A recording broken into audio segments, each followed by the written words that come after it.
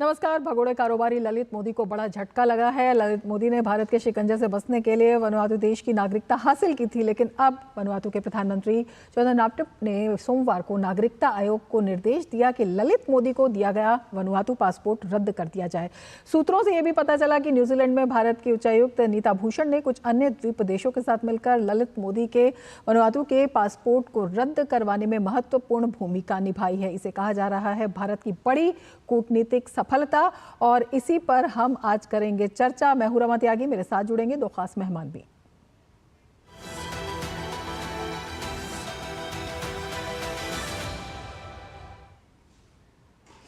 हाल ही में अंतर्राष्ट्रीय मीडिया में हुए खुलासे ने भी इसमें महत्वपूर्ण भूमिका निभाई है, जिनसे ये मामला सामने आया कि पूर्व आईपीएल प्रमुख आईपीएल के शीर्ष बॉस के रूप में अपने कार्यकाल के दौरान करोड़ों रुपए के गबन में कथित रूप से शामिल होने के संबंध में भारतीय कानून प्रवर्तन एजेंसियों द्वारा वांछित हैं। ललित मोदी ने 7 मार्च को अपना भारतीय पासपोर्ट सरेंडर करने के लिए आवेदन भी दिया था और बाद में विदेश मंत्रालय ने इसकी पुष्टि भी की थी।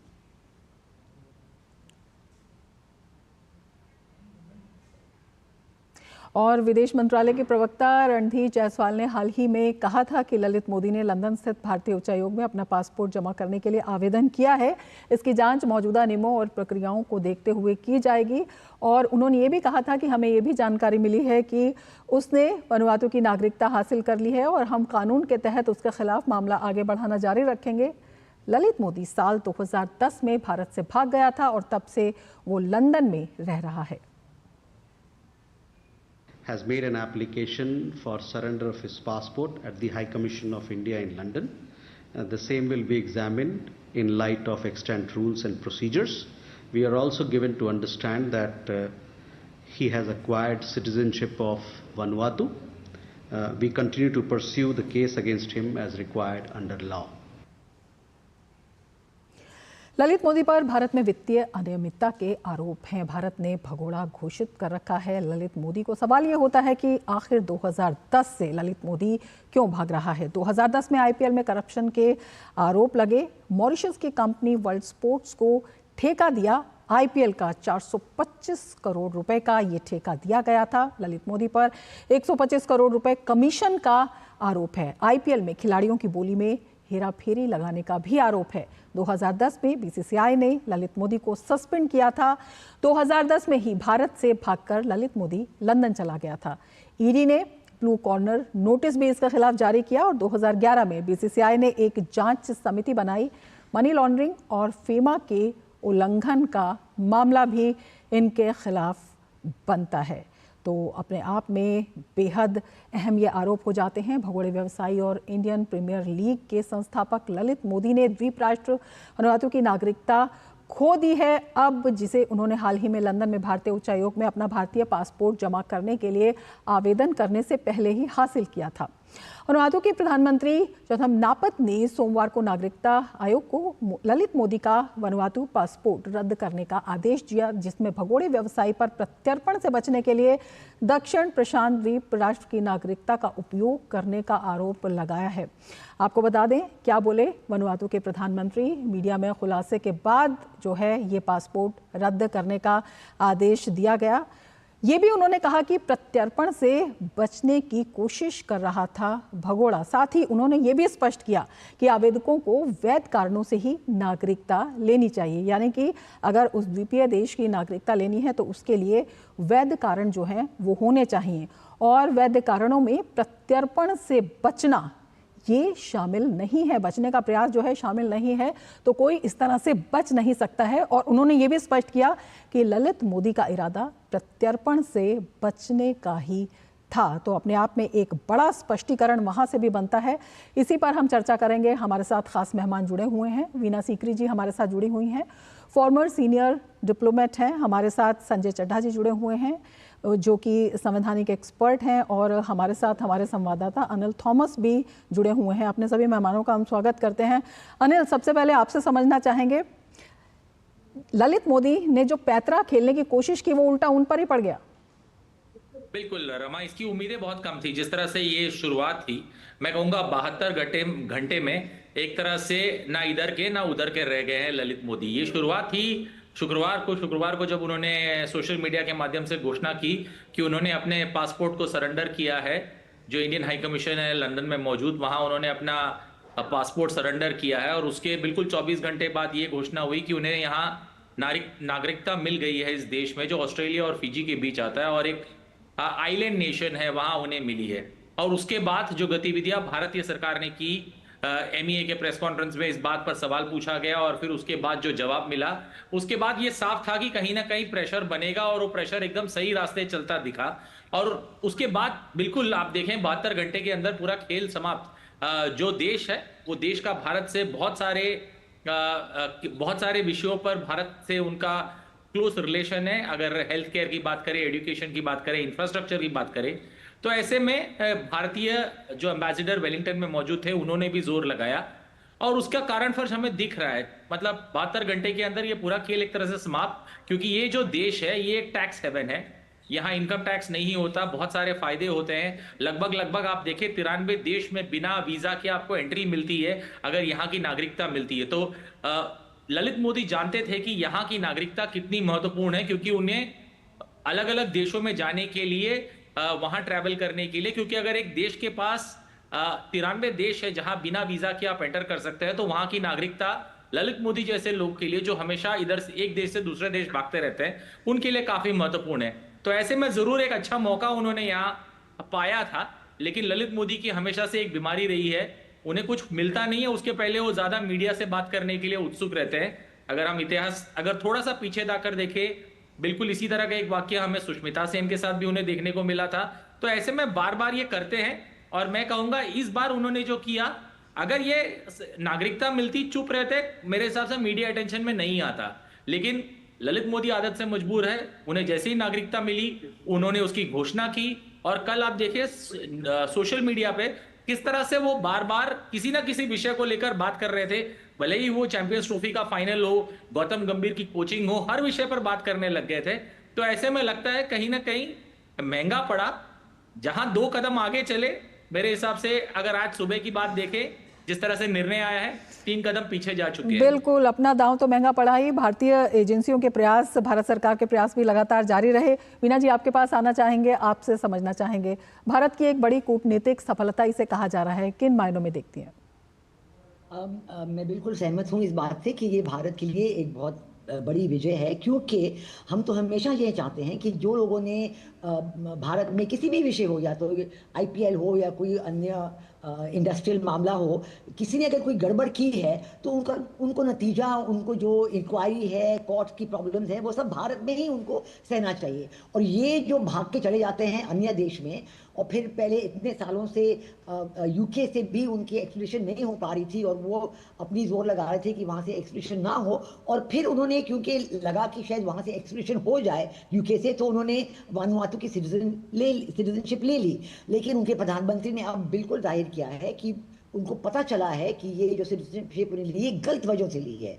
इसके लिए नहीं ली है कि वो वानुआतू में रहना चाहते हैं, कि वानुआतू से उनका कुछ प्रेम है, उनके कुछ इंडस्ट्रियल कोऑपरेशन है, नहीं, इसलिए लिए कि उनके भारत से वो भगौड़े हैं और इसकी वजह से लिए है। और मैं एक और बात भी बताऊं कि भारत और वानुआतू और अन्य इंडो पैसिफिक आइलैंड्स हैं, हमारे दोनों देशों के ग्रुप्स के बीच एक बड़ा अच्छा कोऑपरेशन है, forum for Indo Pacific island cooperation, और ये 2014 में प्रधानमंत्री मोदी ने बनाया था। उसके 2 समिट लेवल मीटिंग्स भी हो चुके हैं, और इसलिए जो भारत और ये पैसिफिक आइलैंड्स के बीच कोऑपरेशन हर एक तरह में बढ़ रही है, एजुकेशन में है, इंडस्ट्रियल कोऑपरेशन में है, जो भी उनको जिनकी ज़रूरत है, हम भारत उनको technical cooperation, economic cooperation, financial aid देते आ रहे हैं। तो इसलिए इस वजह से ये फिपिक जो बनी है एक बहुत सफल कोऑपरेशन ग्रुप है, वानुआतू उसमें शामिल है, और ज़रूर वानुआतू के पीएम को यही लगा होगा कि देखिए हम इस ग्रुप में शामिल हैं, हमारे प्रधानमंत्री मोदी और अन्य लोगों, भारत के अन्य लोगों से मुलाकात होती रहती है, और अगर गलत वजहों के लिए वो उन्होंने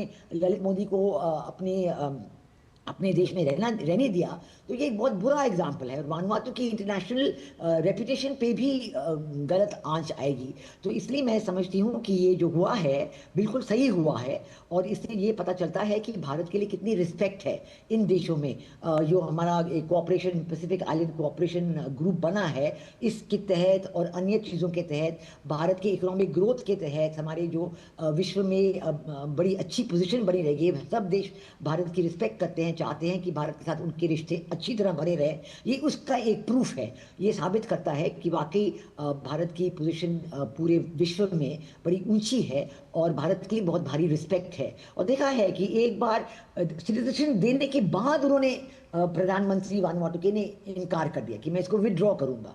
और अब बिल्कुल जो ललित मोदी करेंगे वो देखने वाली बात है। शायद वो जो उन्होंने British Indian high commission, London में इंडियन हाई कमीशन के लिए अर्जी दी है अपने भारत सिटीजनशिप को छोड़ने के लिए, वो शायद वो अर्जी वो अब विड्रॉ करेंगे। पता ही नहीं वो क्या आगे करेंगे। बिल्कुल। संजय जी, आपसे समझना चाहेंगे, ललित मोदी जो करना चाह रहे थे नहीं हुआ, मुश्किलों में और घिर गए। सबसे पहले आपसे यही जानना चाहेंगे कि वनुआतू की जो सिटीजनशिप या उनका पासपोर्ट हासिल करने की उन्होंने बात की, काफ़ी आसान बताया जाता है वहाँ पर, अगर जिनके पास पैसा है वो वहाँ पर आसानी से ले सकते हैं सिटीजनशिप, लेकिन इतना आसान है कि आर्थिक अपराधों से बचना? बिल्कुल सही आपने कहा, और जैसे वीना जी कह रही थी कि किस प्रकार से एक अभियुक्त अगर जाके, और अभियुक्त भी कोई छोटा मोटा मनी लॉन्ड्रिंग का केस है, फेमा का केस है, ईडी के द्वारा किए जाने वाले, हम सबको मालूम है कैसे आईपीएल में उन्होंने धांधली करी और किस प्रकार से, जैसा आपने कार्यक्रम के शुरुआत में ही बताया। जब भी किसी देश की नागरिकता ली जाती है अंतर्राष्ट्रीय स्तर पे, ये एक बड़ा फिक्स्ड कानून है ये कि भाई व्हाट इज द रीजन, क्या कारण है। उसमें आप बताते हैं कि मेरे को इस देश से प्रेम है, मुझे ये कारण है, ये वैलिड रीजंस देना चाहिए।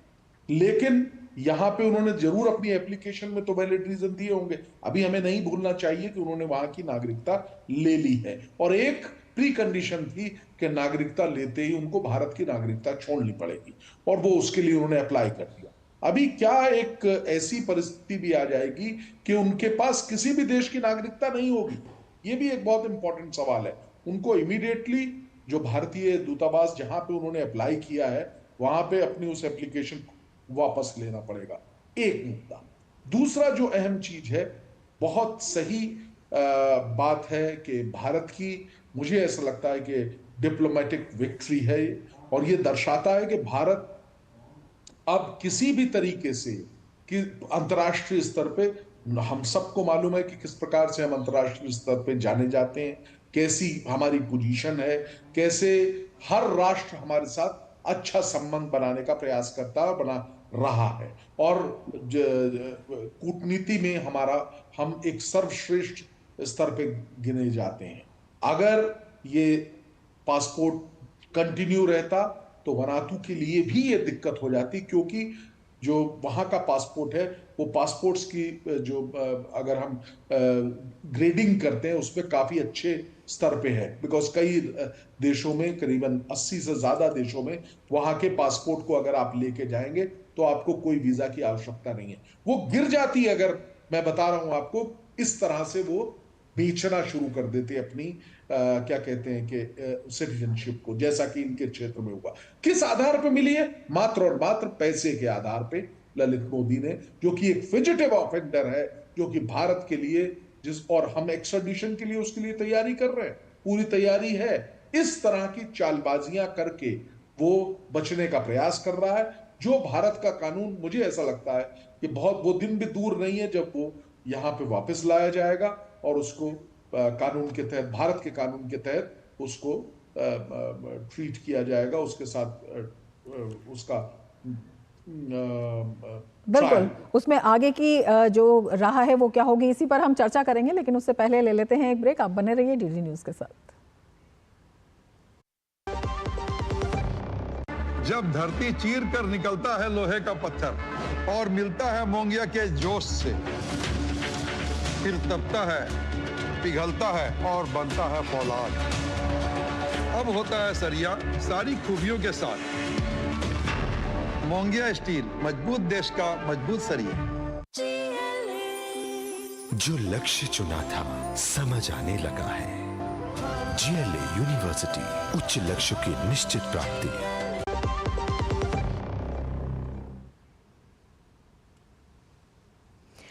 ब्रेक के बाद आपका फिर से स्वागत है हमारे इस खास कार्यक्रम में। हमारे साथ खास मेहमान जुड़े हुए हैं। वीना जी, आपके पास आना चाहेंगे और आपसे समझना चाहेंगे, अगर हम देखते हैं, हालांकि ये सच है कि वनातु का जो पासपोर्ट है या नागरिकता हासिल करना, अगर आपके पास पैसे हैं तो बहुत आसान है। 1,30,00,000 देकर हो सकती है और उसमें कई तरह की आसानी आपको हो जाती है। जैसे कई कंट्रीज़ में आप जो है उनका जो बिना वीज़ा के जो पासपोर्ट है वो मान्य होता है और 30 से 60 दिनों के अंदर मिल जाता है और ये कुल राष्ट्रीय आय का उनका 30% होता है। तो इसलिए ये कार्यक्रम लगातार जारी भी है।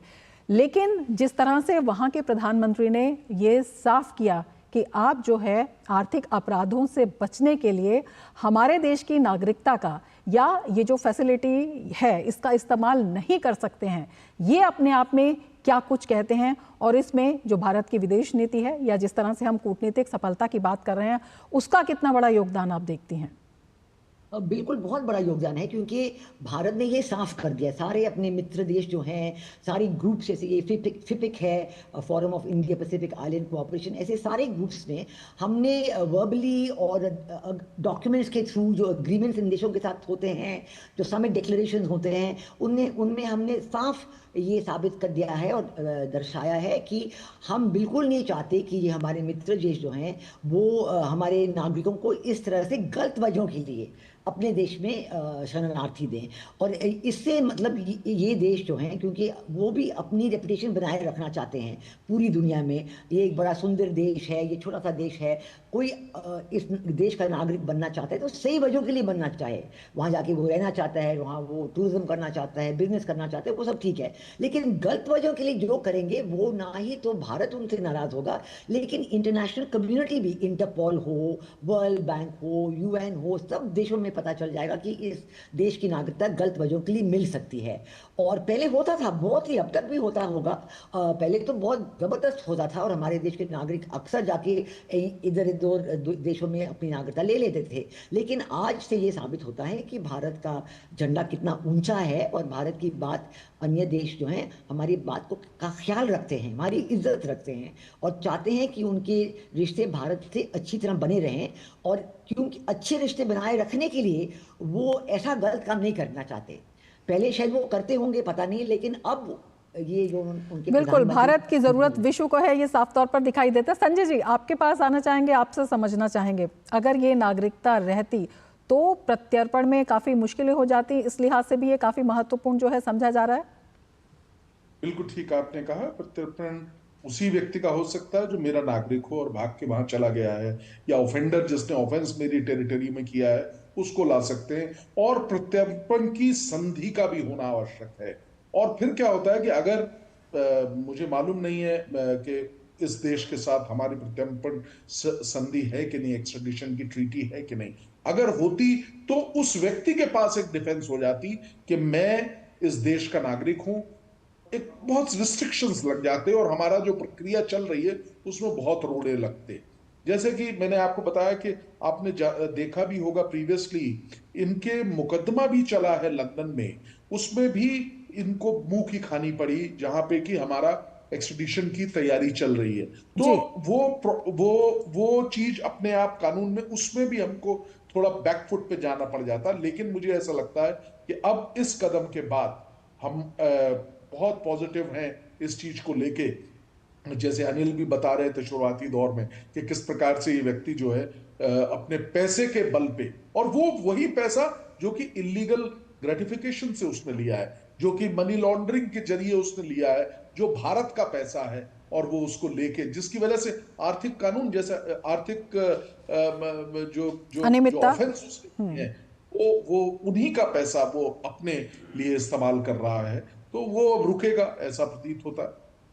बिल्कुल। अनिल, आपके पास आना चाहेंगे और आपसे समझना चाहेंगे, अगर हम देखें अब तक पूरी, अगर इस टाइमलाइन को देखते हैं तो किस तरह के प्रयास किए गए, क्या कुछ हुआ और किस तरह से आसानी से जो है किस तरह की चीज़ें थी जिनसे कि ललित मोदी जो है बच जाते थे। अपना जो चालबाजी और पैतरे की हम बात कर रहे हैं, लेकिन अब जो है अब किस तरह का जो आगे का रास्ता है वो दिखाई देता है। रमा, दो चीजों को समझना होगा। पहले इस राज्य को समझ ले या फिर इस देश को समझ ले वानिया तू। ये लगभग यहाँ की आबादी लगभग 3 लाख लोगों की। अगर बात करें नोएडा, यानी हमारे दिल्ली के बिल्कुल पास नोएडा से आधी आबादी है इस देश में। इसकी पूरी जीडीपी की बात करें लगभग $1 बिलियन के बराबर इसकी पूरी जीडीपी आती है। तो ऐसे में देश काफी बड़ा नहीं है और देश बाकी बहुत सारे देशों पर निर्भर है अपनी सफलता और विफलताओं दोनों के लिए। तो ये जो देश है यहाँ अगर आप ललित मोदी का ट्वीट देखें, ललित मोदी एक तरह से ब्रांड एम्बेसडर बन गए इस देश के लिए। उन्होंने कहा बहुत खूबसूरत देश है, यहाँ की बीचेस बहुत अच्छी है और आपको यहाँ आना चाहिए। तो ये जरूर एक काउंटर स्ट्रेटेजी जरूर कोशिश की जा रही है ललित मोदी और उसकी टीम के द्वारा कि भले ही हमारी नागरिकता रद्द हुई हो लेकिन हम कोशिश यही बनाए रहे, क्योंकि अब उनके पास विंडो नहीं है।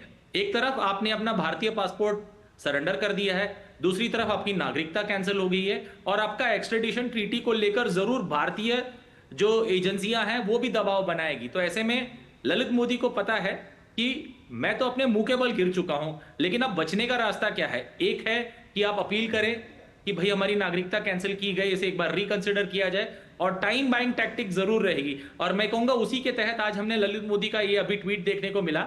1 घंटे पहले उन्होंने ट्वीट किया है कि ये देश काफी सुंदर है और यहां भारी मात्रा में लोगों को आनी चाहिए। तो कहीं ना कहीं टीम जरूर बैकएंड टीम सजेस्ट कर रही है कि फाइट बैक एक पॉजिटिव वे में करना चाहिए, वरना ये समय दूर नहीं है कि वो फंस जाएंगे और उनका एक्सट्रेडिशन पॉसिबिलिटी दिखता है जो एजेंसीज उन पर जांच कर रही है। और उन्होंने यही नहीं, एक और बात साफ कही है अपने ट्विटर में। उन्होंने अपने ट्वीट से कहा है कि मेरे खिलाफ कोई एजेंसी है नहीं या मेरे खिलाफ कोई तथाकथित जुर्म अभी तक मेरे कहीं प्रूव नहीं हुए हैं। तो इसके लिए मुझे समझ में नहीं आ रहा है, मीडिया हंट मेरे खिलाफ चल रही है, लेकिन इस मीडिया हंट के पीछे भी ललित मोदी ही जिम्मेदार है। अगर ललित मोदी को वहां नागरिकता मिलती, चुप रहते, ये कुछ नहीं होता। लेकिन बड़बोलेपन का एक अपना ही औंधे मुंह गिरने की हमेशा से ललित मोदी को आदत है।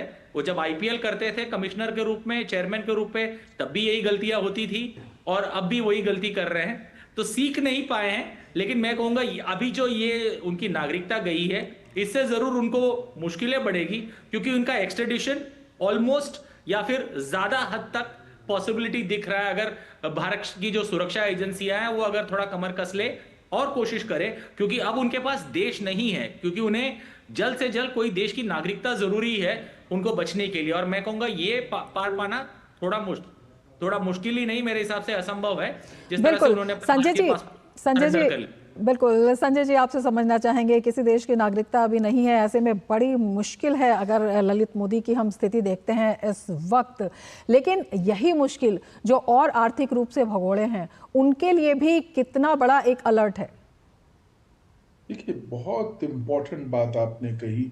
अगर उनके पास किसी देश की नागरिकता नहीं है तो उनके सारे अधिकार समाप्त हो जाते हैं। तो सिर्फ एक अधिकार रह जाता है जो शायद उनको फायदा दे, वो हो जाता है कि वो किसी विदेश में एक शरणार्थी के रूप में जाएं और कहें कि मुझे शरणार्थी के रूप में रख लिया जाए। लेकिन क्योंकि उनकी बैकग्राउंड ऐसी है, उनके पास मॉनेटरी सपोर्ट है, तो वो शरणार्थी के रूप में भी हिचकिचाएंगे। उसकी अलग अड़चने हैं। लेकिन आपके सवाल का जवाब देता हूं, वो ये है कि जो बाकी लोग हैं, जो बाकी, जैसा हम जानते हैं Nirav Modi and many others, चाहे वो माल्या जी हों या कोई भी हों, इन तमाम लोगों को ये सब जो एपिसोड्स हैं ये उनके लिए भी एक बहुत बड़ा, क्योंकि हमारे लिए ये एक नजीर हो जाए। हमारे जितने राष्ट्र हैं अब उनको हम और वार्न कर देंगे, जैसे कि अब इन सारे लोगों के लिए जो ये लोग हैं, इनके लिए एटलीस्ट इस नेशन ने तो अब क्लियर कर दिया कि अगर आप आर्थिक उनके दोषी हैं, आर्थिक ऑफेंसेस के, तो आप बाध्य हैं। आप नहीं, हम, ये कोई रीजन नहीं है, अप्रोप्रिएट रीजन नहीं है, ये कोई सॉलिड रीजन नहीं है हमारी। बिल्कुल, तो ये भारत की बड़ी कूटनीतिक सफलता तो है ही, एक बड़ा संदेश भी आर्थिक भगोड़ों को कि अब वो बच नहीं पाएंगे। बहुत शुक्रिया मीना जी, बहुत शुक्रिया संजय जी, और बहुत शुक्रिया अनिल थॉमस हमसे जुड़ने के लिए और इतनी महत्वपूर्ण जानकारी इस कार्यक्रम में साझा करने के लिए। इसके साथ ही इस खास कार्यक्रम में फिलहाल इतना ही, दीजिए इजाजत, नमस्कार।